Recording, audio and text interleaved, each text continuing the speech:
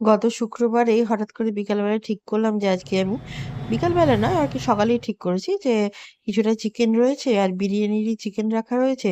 মানে আগে রাখা ছিল ওর বাবা তো ছিল না। তো ওইজন্য আর বানাইনি। তো মেয়েটাও বিরিয়ানি করে তো তাহলে চিকেন বিরিয়ানি বানিয়ে ফেলি।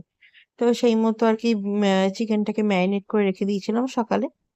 যেমন আদা, রসুন, তেল, মসলা, বিরিয়ানির মসলা, তারপর কেওড়ার জল, মিঠা আতর সব দেয়। সব দিয়ে অ্যা ওটাকে ম্যারিনেট করে রেখেছিলাম। তারপর বিকেল বেলাতে এই যে পেঁয়াজ বেরেস্তাটাকে করে নিয়েছি, ভেজে নিয়েছি। তারপর আলুটাকেও ভেজে নিয়েছি। আলুটাকে অল্প ভাপিয়ে নিয়েছি। কারণ এর আগের বার আলুটার ভেতরটা একটু শক্ত ছিল। ওইজন্য ওটাকে ভাপিয়ে নিয়ে তারপর ভাজলাম।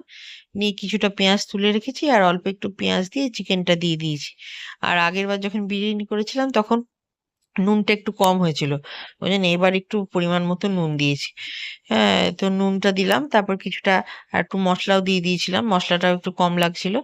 দিয়ে কিছুটা কষিয়ে মানে ৫-১০ মিনিট মতো কষিয়ে নিয়ে ঢাকা দিয়ে দিলাম। কিছুটা নিয়ে আ ভাতটা আমি বসিয়ে দিয়েছিলাম সাইডে ফুটতে সবকিছু দিয়ে। তো মোটামুটি আধ সেদ্ধ মানে আমি বেশি সেদ্ধ কিন্তু করি না। 40 থেকে 50% মতো সেদ্ধ করি। হ্যাঁ, করার পরে সেটাকে ঝরিয়ে নিয়েছিলাম জল ঝরিয়ে। তারপর বিরিয়ানিটা ততক্ষণে ১০-১৫ মিনিট ফোটানো হয়ে যায়। তারপর ঝোলটা যখন একবারে কমে মানে শুকনো, শুকনো হয়ে আসে, তখন ওপর থেকে আমাদের তো ৩ জনের লোকের বিরিয়ানি তো এমন কিছু বেশি হয় না। তো ওপর থেকে চালটা ছড়িয়ে দিই।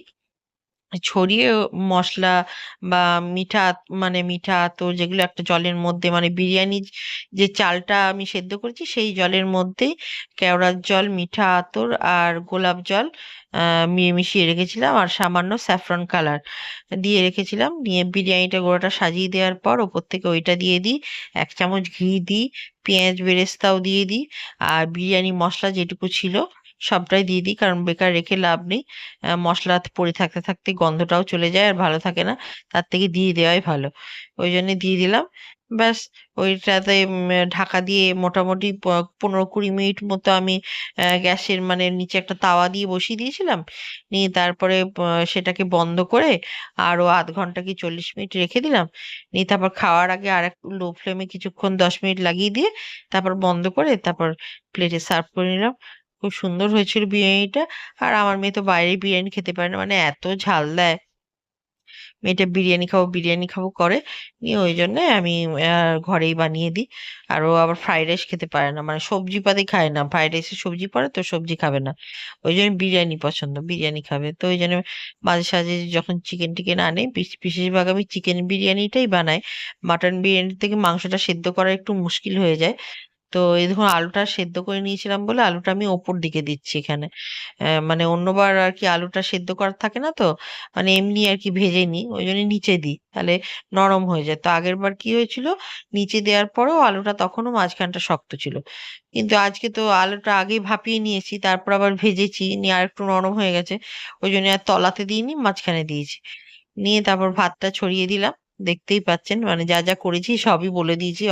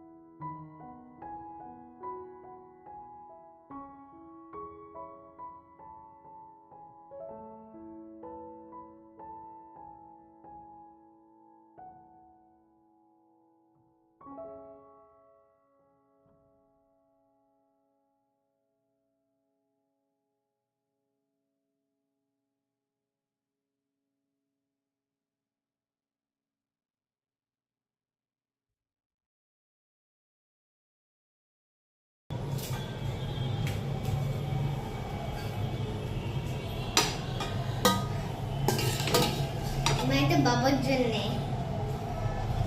মানে না না আমারটা এইটা ঠিক আছে টেস্টি লাগে ঠিক আছে কি বিরিয়ানিটা তো মাস্টার ক্রিস্পি হয়েছে ঠিক আছে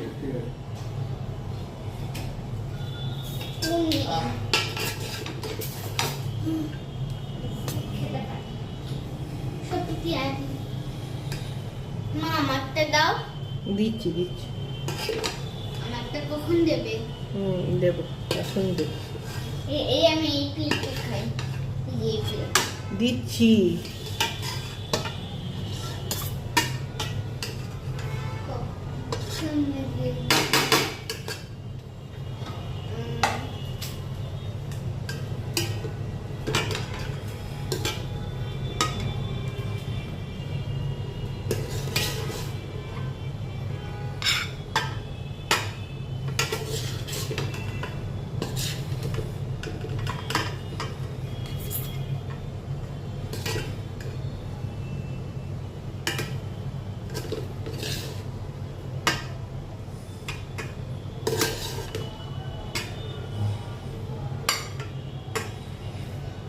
আমার প্লেট এই যে এটা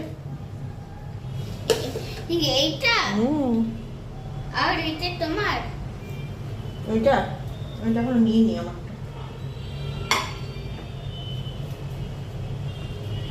স্পুনও নিয়ে নিলাম যে খেতে পারি হয়ে গেল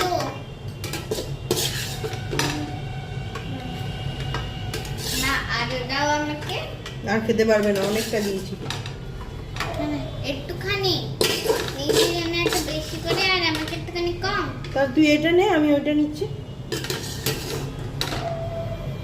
নিবি এটা নিবি না না এটা আরো দাও আরও নি খেতে পারবি না তুই খেতে পারবো না দাও তোমার থেকে ওইটা মধ্যে দাও মাত্র এটা দাও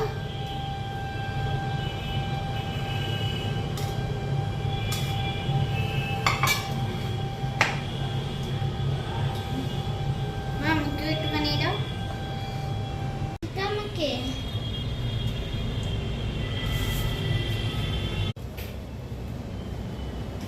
ফ্যানটা বন্ধ কর ঠান্ডা হয়ে যাবে